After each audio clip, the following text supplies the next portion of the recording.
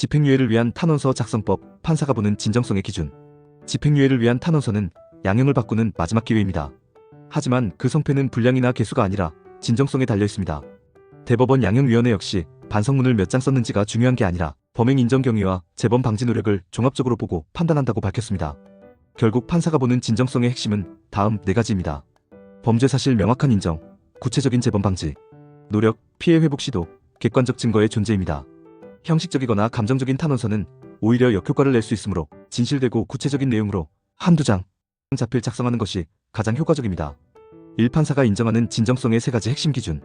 대법원 양형위원회가 밝힌 진정성 판단의 3가지 핵심 요소는 다음과 같습니다. 범행 인정 경위. 억울합니다.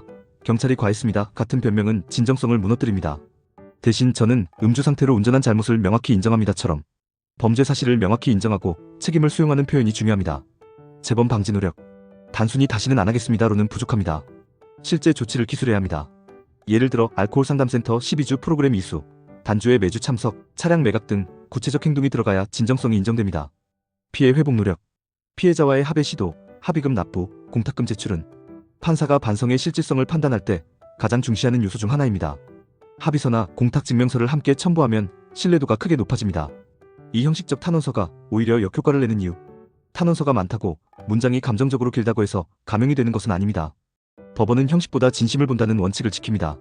단순히 억울함, 분노, 원망을 표현한 문장만 가득한 경우 오히려 반성이 부족하다는 인상을 주게 됩니다. 진정성 있는 탄원서의 공통점. 감정 표현보다 사실과 구체적 행동 중심. 피해자 입장에서 쓴 문장 구조. 재범 방지 조치가 명확히 드러나는 내용. 가족, 직장 동료 등 제3자가 신뢰를 보증하는 구성. 판사는 이런 탄원서에서 교화 가능성과 사회복귀 의지를 평가합니다. 3판사가 중요하게 보는 진정성의 4가지 세부 기준. 구체성. 잘못했습니다 대신 월 1음주운전으로 적발된 후 정신건강의학과에서 12주 치료 프로그램을 이수했습니다. 처럼 시간, 장소, 기간을 명확히 기재해야 합니다. 객관성. 말이 아니라 증거입니다. 프로그램 이수 증명서, 공탁 증명서, 합의서, 차량 매각 증빙 등 문서로 확인 가능한 자료가 진정성을 뒷받침합니다. 책임감. 피해자의 입장에서 진심으로 사과하고 구체적인 피해 회복 노력을 함께 서술해야 합니다. 신뢰성. 피고인의 인품이나 사회생활을 객관적으로 표현해야 합니다. 좋은 사람입니다 보다는 30년 직장생활 중 무사고, 성실근무 표창 이외, 지역봉사 8년과 같은 구체적 사실이 신뢰를 높입니다. 4집행유예 탄원서 작성의 5단계 전략. 1단계. 범죄 사실 명확한 인정. 저는 2024년 월 1 음주 상태 혈중 알코올 농도 0.15%로 운전한 잘못을 명확히 인정합니다. 2단계. 범행 원인 분석. 단순 음주가 아닌 왜 그런 일이 생겼는지를 설명합니다. 과도한 업무 스트레스와 자기관리 부족으로 음주 습관이 형성되었습니다. 3단계. 사건 이후 취한 조치. 12주 알코올 치료 프로그램 이수, 단주에 참석, 차량 매각 등 구체적인 조치 내역을 기재합니다. 4단계. 피해 회복 노력 기술. 피해자에게 3차례 연락을 시도하였고 합의금 원을 공탁하였습니다. 합의 여부와 관계없이 회복 의지를 반드시 보여야 합니다. 5단계. 재발 방지 다짐과 가족 지원 약속. 배우자와 가족이 음주, 운전을 절대 허용하지 않도록 함께 관리하겠습니다. 5. 신뢰도를 높이는 필수 첨부 자료. 탄원서와 함께 제출하면 좋은 자료 목록.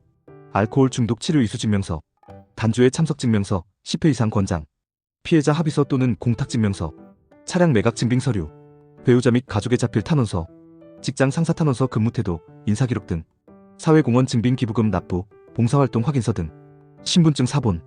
이러한 자료는 진정성의 객관적 뒷받침으로 작용하며 집행유예 판단에서 가장 중요한 신뢰 요소가 됩니다. 6. 절대 피해야 할 탄원서 작성의 9가지 실수. 범죄 사실 부인이나 정당화, 피해자 비난이나 책임 전가, 감정 호소만 강조, 허위 과장된 표현, 복사된 문구 반복, 문법 오류 및 불성실한 작성, 기억나지 않는다 등 회피성 표현, 인적사항 오류, 신분증 미첨부. 이런 실수들은 오히려 반성이 없다고 판단되어 감형 기회를 줄이는 결과를 낳습니다. 마무리. 집행유예를 위한 탄원서는 몇 장을 썼는가가 아니라 얼마나 진심으로 썼는가가 전부입니다. 판사는 다음 3가지를 보고 판단합니다. 범행 인정의 진정성, 재범 방지의 구체성, 피해 회복의 실질성. 자필로 작성된 한두 장의 진정성 있는 탄원서에 객관적 증거자료를 함께 제출하면 집행유예 가능성은 현저히 높아집니다. 행정사는 탄원서 초안 작성, 증거자료 정리, 제출 절차 자문 등 행정 단계의 실무 지원을 할 수 있으며 필요시 전문가와 협력하여 법원 제출용 서류 구성까지 도움을 드릴 수 있습니다. 진심은 기술보다 강합니다. 진정성 있는 한 통의 탄원서가 당신의 마지막 기회를 지켜줄 수 있습니다. 이상 집행유예를 위한 탄원서 작성법에 대해 살펴봤습니다. 당신의 생각을 댓글로 남겨주세요. 영상이 도움되셨다면 구독과 좋아요,